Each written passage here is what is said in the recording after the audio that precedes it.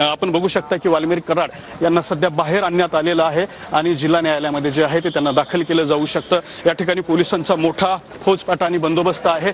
पोलिसांच्या कड करून या ठिकाणी वाल्मिक कराड यांना गाडीमध्ये बसवण्यात येणार आहे आणि त्यांना देणार आहे। अण्णा काही आरोप खोटे आहेत का? अण्णा काही बोलायचं का? अण्णा काही बोलणार का? काय भूमिका आहे तुमची? आरोपाबद्दल काय बोलाल अण्णा? कराड साहेब आरोपाबद्दल काय मत आहे?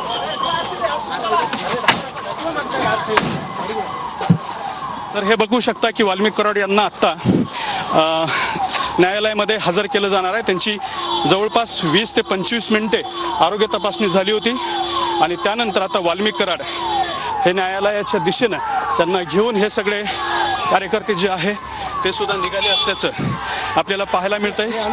पोलीस बंदोबस्त, SRPF, QRTच्या सगळ्या टीम, RCPच्या टीम सुद्धा या ठिकाणी तैनात करण्यात आलेली आहेत आणि त्यांना या ठिकाणावरून सध्या जिल्हा न्यायालयाकडे घेऊन जात असल्याचं आपल्याला पाहायला मिळतंय। पोलिसांच्या 4 ते 5 गाड्या या ठिकाणी त्यांचा ताफा जो आहे तो आपल्याला पाहायला मिळतोय आणि या ताफ्याच्या माध्यमातून वाल्मिक कराड यांना जिल्हा न्यायालयामध्ये घेऊन जाण्यात येत असल्याचं सुद्धा चित्र आहे। हे संपूर्ण प्रकरण अत्यंत सेन्सिटिव्ह होतं, त्यामुळे पोलीस अत्यंत अलर्ट मोडवरती सुद्धा होते। आपण हे वाल्मिक कराड